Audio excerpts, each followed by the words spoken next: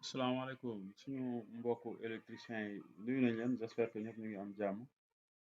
naka coono yi damay ñëw vite fait ci benn bon parce que normalement c'est les pros gars yi électriciens yi ñoo war a defaral seen bopp devis ok donc donc électricien impérativement bon namm nañ ko quoi wala boog taamu nañ ko nga maîtriser Word ak Excel pour say devis ak sa yenn décharge yi ak yenn contrat de prestation yi ak yëpp donc te tamit taamu nañ ci électricien mu xaw a jàng tuuti droit ah bon bépp ouvrier quoi bon nouvelle génération bi aussi da nga war a maîtriser Word Excel PowerPoint ah ak yeneen donc vite fait si nu ñuy naka la ñuy dessiner naka la ñuy defaree ab devis donc bu njëkk da ngay doon gis électricien yi dañ doon toog ci cyber yi wala ci ñuy def traitement de texte yàgg fa lool waaw yenn saa sax nga juum doo ñëwaat kii mais bu fekkee yor nga machine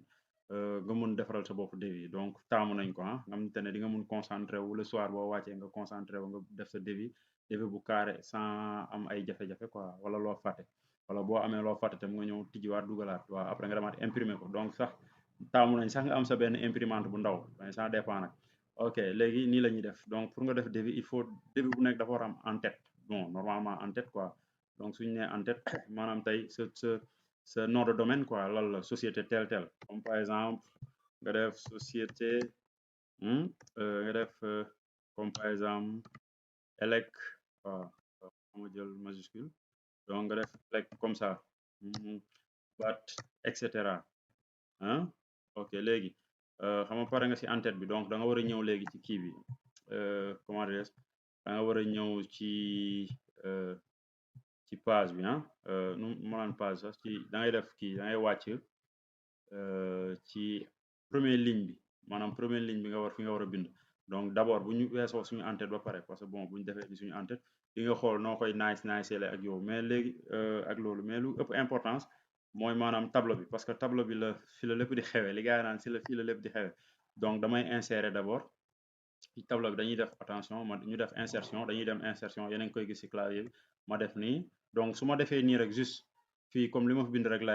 la may kii te bu ma naree ajouté waat yeneen ndax may sonal yeneen colonne wala yeneen kii donc dañuy ñëw insérer un tableau ok léegi bu ñëwee insérer un tableau nga xool donc facture wala devis ñaata colonne la war a nekk on a 4 colonnes la donc lignes yi nga xool cellules yi bon yaay xool bu la neexee disons 40 wala 50 cellules anyway yaay xool nga def ok donc gis nga ne am nga